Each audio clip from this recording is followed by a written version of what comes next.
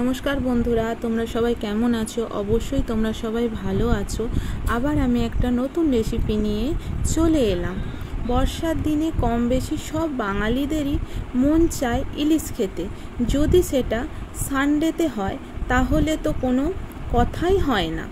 তো আজ আমি পিহুর রান্নাবাটিতে নিয়ে চলে এসেছি সানডে স্পেশাল দই সর্ষে ইলিশ ভাপা।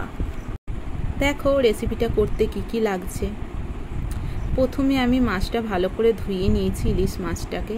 দেখো আমি হাতে তুলে ভালো করে দেখাচ্ছি।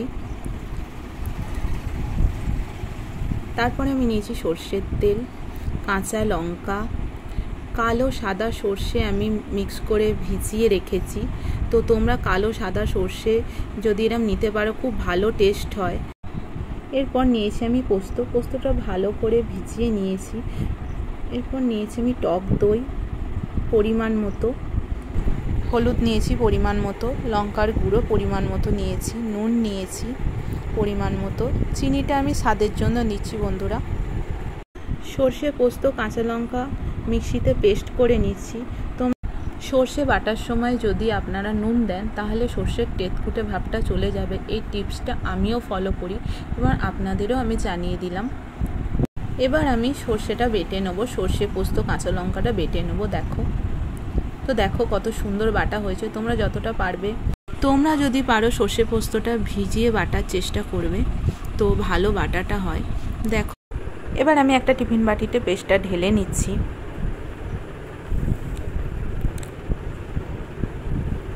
দেখো ভালো করে ঢেলে নিলাম। এবার আমি টক দইটা ভালো করে ফেটিয়ে নিচ্ছি। পরিমাণ মতো টক দই নিয়েছি আমি এখানে, তো ফেটিয়ে নিচ্ছি ভালো করে। তো এবার আমি টক দইটাও দিয়ে দেবো।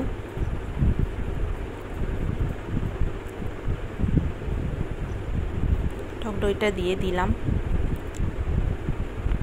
পরে আমি লঙ্কা গুঁড়ো নিয়েছি, স্বাদ অনুসারে চিনি নিয়েছি, তো নুনটা আপনারা বুঝে দেবেন। হলুদ গুঁড়ো দিলাম, হলুদ গুঁড়োটা আমি দিয়ে দিলাম। এবার লঙ্কা গুঁড়োটা দিচ্ছি। আপনারা যেমন পরিমাণ ঝাল খাবেন সেরকম লঙ্কা গুঁড়োটা দেবেন। আমি একটু চিনি দিচ্ছি টেস্ট হওয়ার জন্য। চিনিটা পরিমাণ মতো দেবেন স্বাদ অনুসারে। তো আমি নুন দিচ্ছি পরিমাণ মতো, দিয়ে আমি ভালো করে মিক্স করে নিচ্ছি বন্ধুরা। দেখুন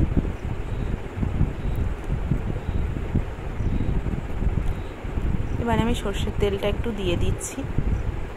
আমি সর্ষের তেলটা দিয়ে ভালো করে একটু মিক্স করে নিচ্ছি।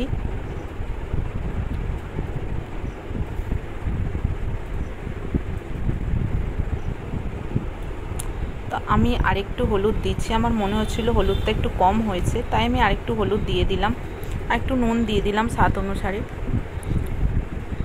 তো ভালো করে একটু মিক্স করে নিচ্ছি এগুলো দিয়ে। দেখো বন্ধুরা মিক্স হয়ে গেছে। এবার আমি মাছগুলো একে একে দিয়ে দেবো, দিয়ে ভালো করে মাছগুলোতে সর্ষে পোস্ত সব মাখিয়ে নেবো, বাটাটা মাখিয়ে নেবো ভালো করে।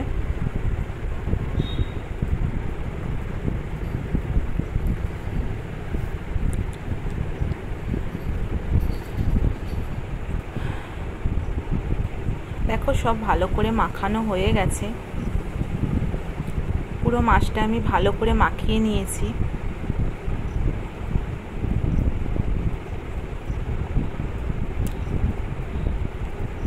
তো এবার আমি ওপর থেকে সর্ষের তেলটা দিয়ে দেবো। সর্ষের তেলটা দিলে খাবার সময় গন্ধটা খুব ভালো লাগে। দেখো বন্ধুরা কাঁচা লঙ্কাগুলো আমি দিয়ে দিচ্ছি একে একে মাছেতে। তো কাঁচা লঙ্কা দেওয়ার চেষ্টা করবে। কাঁচা লঙ্কাগুলো দিলে খুব সুন্দর একটা ঝাঁঝালো স্মেল আসে খাওয়ার সময়। তো দেখো এবার আমি ভাপা বসাবো। টিফিন কৌটোর ঢাকাটা আমি ভালো করে আটকে নিচ্ছি। আপনারা যতটা পারবেন ভালো করে টাইট করে আটকে নেওয়ার চেষ্টা করবেন, না হলে ভাপানোর সময় খুলে জল চলে যেতে পারে, তো টেস্টটা মাছের পুরো নষ্ট হয়ে যাবে। তাহলে যতটা পারবে টিফিন কৌটোটা ভালো করে আটকে নেওয়ার চেষ্টা করবেন। আমি কথা বলতে বলতে দেখুন বন্ধুরা জল বসিয়ে দিয়েছি এবং জল ফুটেও গেছে। তো এবার আমি টিফিন কৌটোটা বসিয়ে দেবো। তো দেখুন বসিয়ে দিয়ে আমি লো টু মিডিয়াম ফ্লেমে 20 মিনিটের জন্য ভাপাতে দেবো। 20 মিনিট পরে আমি আবার ফিরে আসছি।